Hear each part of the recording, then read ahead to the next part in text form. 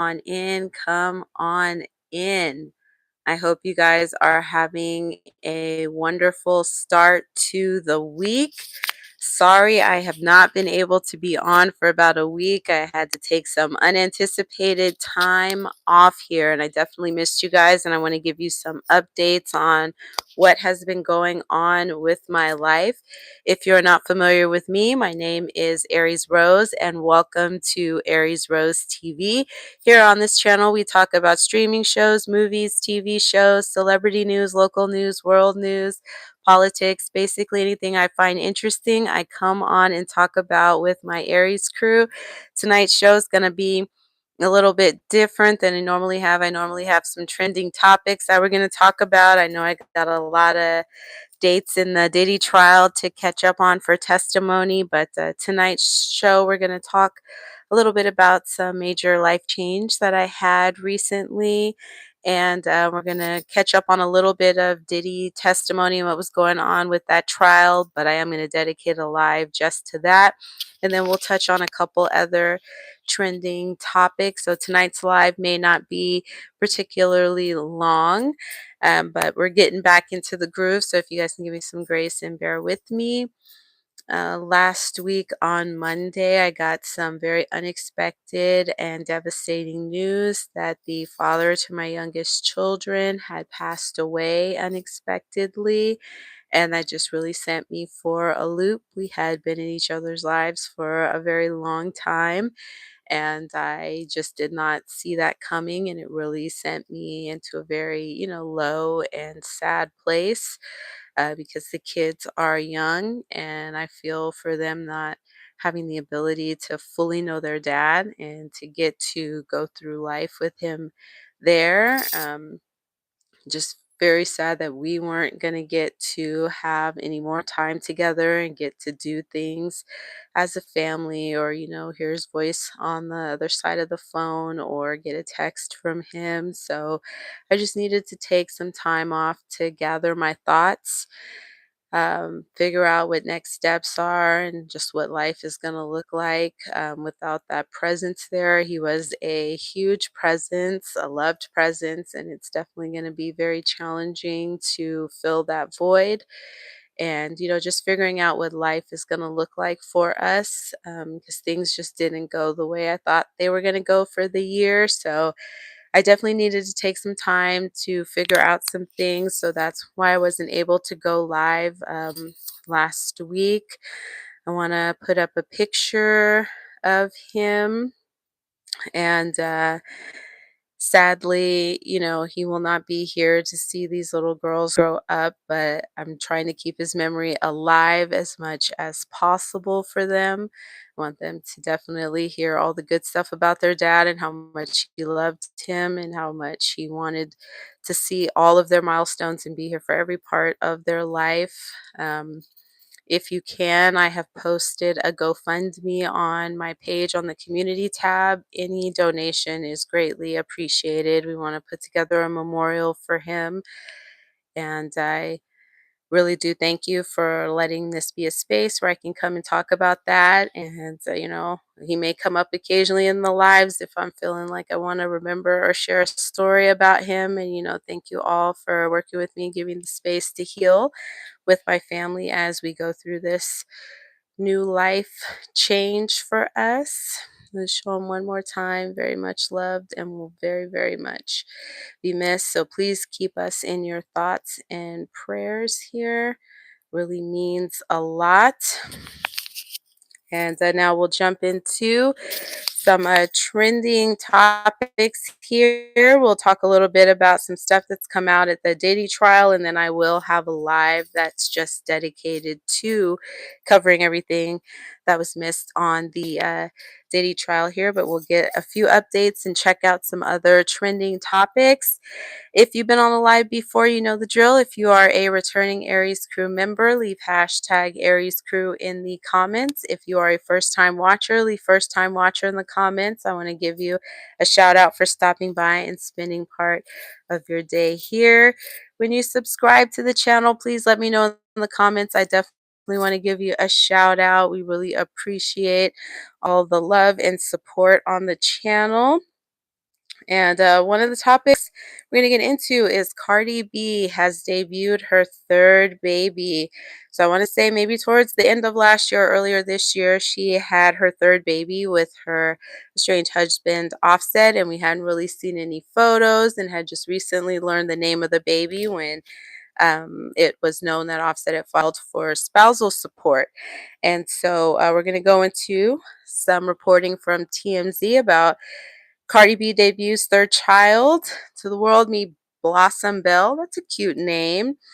And Cardi B popped the lid off her third child's name in a fit of anger, but now the rapper is unveiling her recent baby in a bundle of joy. On Monday, Cardi posted an IG photo dump of her kids swimming in pools in Louis Vuitton, including 8-month-old Blossom Bell, the daughter she shares with her estranged husband Offset.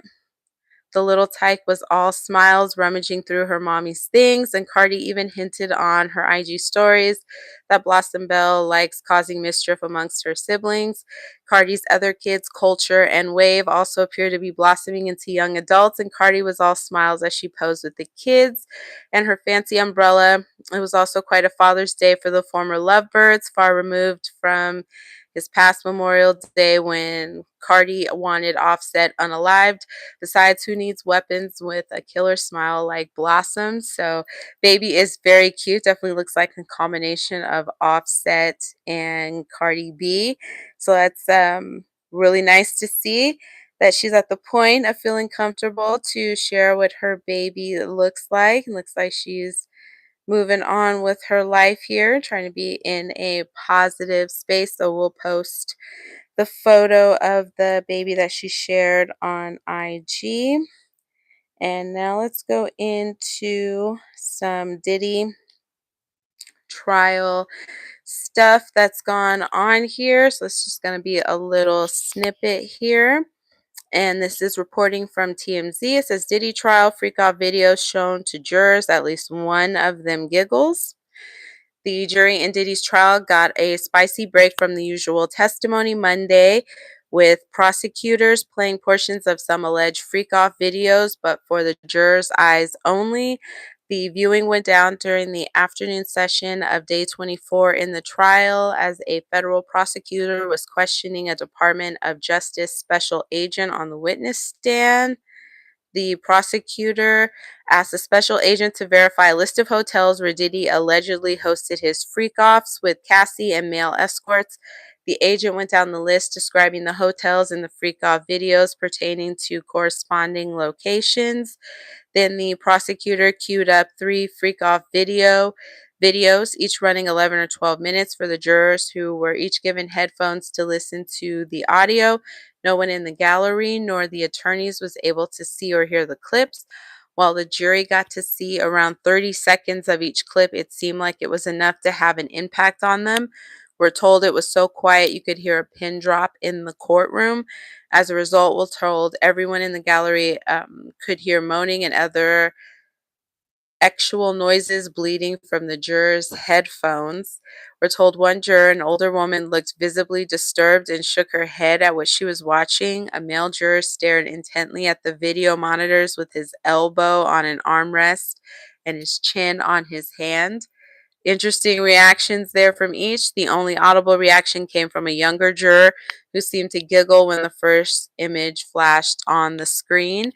Let me know your thoughts on that and what's going on with this jury trial with for Diddy. Do you think that the prosecution is doing a good job of laying out their case, or is the defense doing a good job of really rebutting everything that the prosecution is saying? I'm very curious to know who the defense is going to put up as a witness on their side, or who's going to speak to Diddy's side. And I'm also curious if Diddy is going to take the stand. Let me know in the comments if you think it's a good idea if Diddy takes the stand in his own defense, or if he should just let his lawyers do the talking. I think he should just let his lawyers do the talking, but I'm very interested to see if anybody else thinks the same.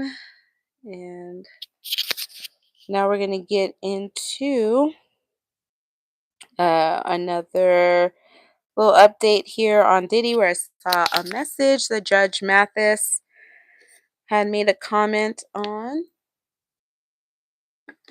In this one, Judge Matthysse says Diddy can use dismissed juror and appeal if he loses criminal case. So let's get into this reporting from TMZ. Judge Mathis says Diddy has some more ammo for potential appeal if he ends up getting convicted in his federal criminal trial, namely a juror being dismissed by the judge, which we got to look into this about this juror being dismissed here.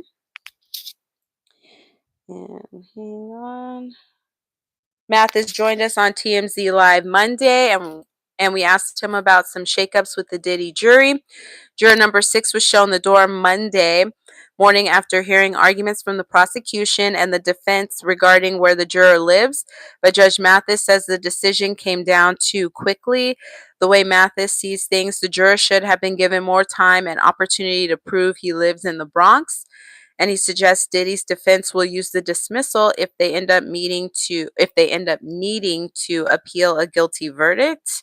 Worth noting, juror number 6 is a Black Hispanic man and has been replaced by the first alternate, who is a 57-year-old white man who lives in Westchester County.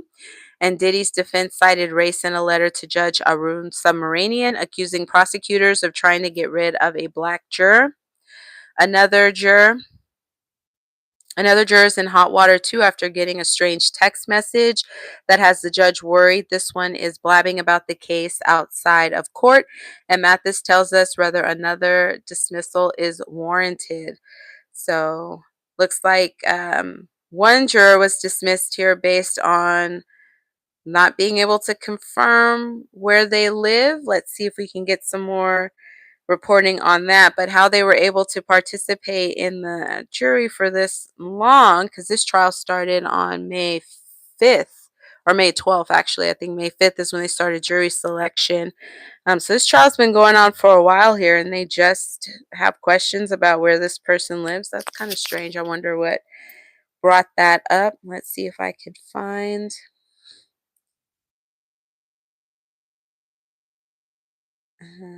Let's see if we can find. Here we go.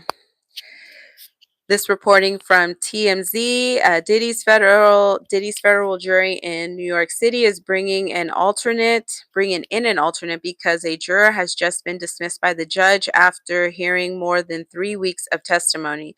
Judge Arun Subramanian dismissed juror number 6 Monday morning after hearing arguments from the prosecution and the defense regarding where the juror lives. While the jury was out of the room Friday, the judge explained he went back to the voir dire portion of the trial and found this juror has said at different times that he lives in the Bronx, at other times in New Jersey. Oh, okay, so he or she gave conflicting information on where they live. Got it. The judge added the court has alternate jurors for a reason, and there's no point in keeping one around with so many question marks attached. The alternate juror replacing number 6 is a 57-year-old Westchester County resident. Friday, Diddy's attorney Xavier Donaldson stood up and said the court was taking a big step backward by getting rid of a juror of color, asking the judge to bring him back into the court to give him a chance to explain. During the jury selection phase, juror number 6 revealed he was a 47-year-old Black Hispanic man who works for the New York State Department of Corrections and Community Supervision. One of the main reasons the defense said they didn't want him dismissed is because he's one of the few Black jurors. He's the head accountant clerk at Edgecombe Correctional Facility, a prison in Upper Manhattan. He told the court he processes payroll for corrections guards. Juror number 6 has his fair share of legal issues before the trial, suing and later settling with the Port Authority after allegedly injuring his back on an escalator. He also said he was arrested for insurance fraud related to a doctor's appointment after a car accident. Despite living in the Bronx, juror number 6 apparently isn't a New York Yankees fan, telling the court he roots for the New York Mets instead. He's a fan of reggaeton music and 90s hip hop. Very interesting. So I don't know how that wasn't discovered earlier or why there's conflicting information on where that particular juror lives, but it looks like that got them dismissed off the case here. And then there's one more that I want to touch on here. And then we'll schedule a date just to go into all the Diddy testimony here in that trial that I have missed. This one is reporting from TMZ as well. Juror gets mysterious text, judge worried he's blabbing. Diddy's trial is on the verge of another jury shakeup due to one of them getting a strange text message that's left the judge with concerns. This juror is talking about the case outside of court. Sources with direct knowledge tell TMZ the juror alerted the court. Sources with direct knowledge tell TMZ the juror alerted the court on Friday about the text message from a phone number he didn't recognize, asking if he was juror number 6, who'd already been in the news as someone Judge Arun Subramanian might dismiss. We're told this other juror wanted the judge to know about the mystery text, and indeed, Judge Subramanian did have lots of questions for him about the message and the phone number from which it came. Our sources say, although the juror said he didn't recognize the phone number, the judge has concerns he might be discussing the trial with people who are not on the jury, which obviously would be a major violation of the judge's instructions. While Judge Subramanian has not sequestered the jury, they get to go home every day. They've been instructed not to discuss the case with anyone or to read any news about it. Monday morning, right after he dismissed juror number 6 over inconsistencies with where he lives, the judge said he would deal with this other juror after Monday's testimony. Someone's getting called to the principal's office, and when it's all said and done, there could be a second alternate juror called to decide Diddy's fate. So it looks like there's going to be some jury changes on there, or juror changes, at least one so far, potentially another one. I think this trial is just so high profile that the potential of that happening was pretty great. It's unfortunate because they heard a lot of weeks of testimony, but they, I believe, have alternates in the courtroom as well. So they're hearing the same information just in case they get called up, so they don't really lose any time on that because they're all present for it. But I'm sure it's still not pleasant to have to change jurors. So we'll keep an eye out on different things that are going to be going on with that Diddy trial here. And then we'll come up with a date sometime this week to get caught up on everything. And so there's a couple other things that I wanted to talk about here. So let me know, do you guys watch VladTV? If you watch VladTV and you're familiar with that channel, he used to have on Lord Jamar, who's a rapper. I think he was like in the late 80s, 90s. And he used to come on to VladTV all the time. And it was him and Godfrey. I know that there would just be a lot of interviews that Vlad would do with those two on there. And then something went down, and it was apparently some comments that Vlad had made about Minister Farrakhan that Lord Jamar did not like, and same for Godfrey. And I guess, Vlad didn't apologize about those comments or walk them back like they wanted. So, Lord Jamar made a thing that he wasn't going to be going on to Vlad TV anymore. And Godfrey had said the same thing. They weren't going to be going on to Vlad anymore. And it looks like at least one of them has walked those comments back, and Lord Jamar has made a return back on to Vlad TV. So one of the few things I saw when I was scrolling last week after I just kind of didn't look at anything for a little while I was dealing with my feelings there, I saw that there were some interviews with Lord Jamar on there, and I was so confused because it's like, I thought he wasn't going back on Vlad TV. What is he doing on here?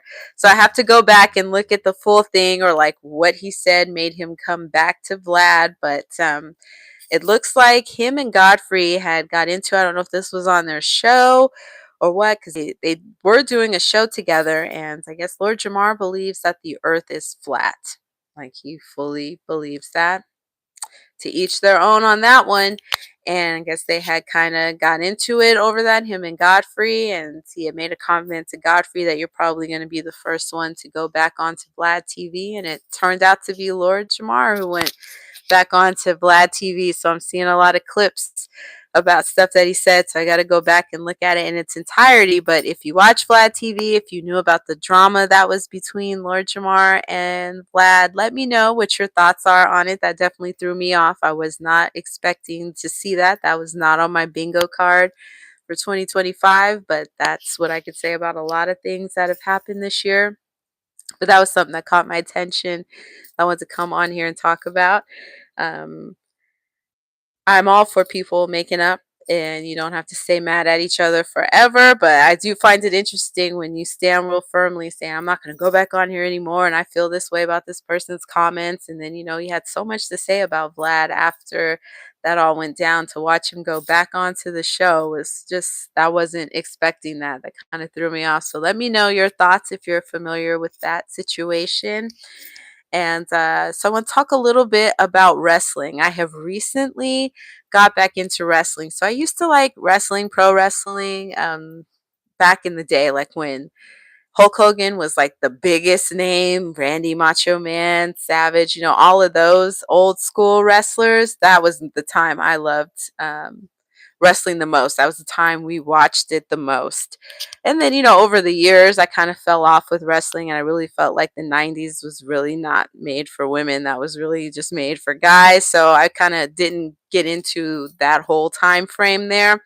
But then when the Mr. McMahon series came out on Netflix and I watched that, and I was getting caught up on the whole time after I had stopped watching wrestling, I realized I really like this. I want to get back into it again. And it just happened to coincide with when Netflix was debuting Raw on there. So I've been watching that since it came on Netflix starting January 6th. And one of the people that I was just discovering and really starting to get into was Jey Uso. Jey Main Event Uso, and he had won the world title during WrestleMania back in April. That took place in Las Vegas at Allegiant Stadium, I believe. And he won that match against Gunther. And last Monday, which I have not had a chance to fully catch up on that, but I did see enough of that. He lost that title to Gunther again. So, or he lost that title to Gunther, and he had just got it back in April. And his father is Rikishi, who is a well-known professional wrestler. He's retired at this time. He's in the Hall of Fame for the WWE, but he has a podcast. And he went on his podcast, and I'm not going to say he's crashing out because he handled it probably like I would, like any parent, right? We like care about our kids. We want to see our kids thrive, and if we don't feel like somebody's giving them a fair opportunity, we got something to say about it. And he just pretty much crashed out over his son Jey Uso losing that world title within 51 days of getting it. He said that he's like merchandise sales through the roof with Yeet. And I know when I've watched anything for the WWE and Jey Uso comes out, like the whole stadium is doing his whole Yeet dance. Everybody is into it. I see Yeet shirts everywhere, the sunglasses. As far as I'm concerned, he's one of the most popular wrestlers that's out there. Um, I don't think I'm qualified enough to talk about whether or not he's a really good wrestler, but I will say I know his popularity is pretty strong because the audience really is engaged with him, and that's half of it. If you can get them to want to see you and you can build up that excitement, I mean, that's a lot of what that sport is getting people to be sold into your persona, your character, who you are, that want to see you in these matches and stuff. So I think as far as that goes, he's doing his job. I don't know as far as if they think he was strong enough to carry the championship, if that was always how long he was supposed to have it. I don't know, but let me know your thoughts if you follow wrestling. I definitely can cover that more because I try and watch it Monday Night Raw, and I'd love to talk about that because I really enjoy it again. Finding that very entertaining, although I watch it differently as an adult than I did as a kid. Once I kind of realized wrestling wasn't quite as authentic as I thought it was, it took a little bit away from it. But now, I just kind of enjoy it for what it is, for the entertainment factor of it. And it's pretty fun to watch. I've seen some really good matches. Got some favorites now, like CM Punk and Seth freaking Rollins. I enjoy them. Pretty much entertaining time they come out. Paul Heyman is money. He's been in the game for a long time. One of the best managers, one of the best talkers on the mic. Like, he knows how to evoke emotions. I think he's just a real tie back to the old school old school Vince McMahon days. But let me know your thoughts if you are into wrestling, who your favorite wrestler is right now. Do you watch Monday Night Raw on Netflix here? Do you want to see more content on here related to wrestling? I'd love to get some feedback on that. And it's going to conclude tonight's show. If you are still on here, we appreciate you so much. And if you haven't already done so, hit that subscribe button and join the Aries crew. It's free to join. We have fun over here. We'd love to have you a part of the crew. And if you can hit a like, we really appreciate that. It goes a long way. Helps this channel get out to more eyes because we are trying to grow. We're on the road to 2,000 subscribers. We really appreciate you supporting the channel, watching the lives, commenting, sharing. All of it means the world to me. Thank you for being a community I can come, open up with, and talk to. Plan to be back on live tomorrow night. Look forward to seeing you then. Have a wonderful rest of your evening until we meet again. May your day have higher vibrations, higher energy. Take care, and we'll see you later.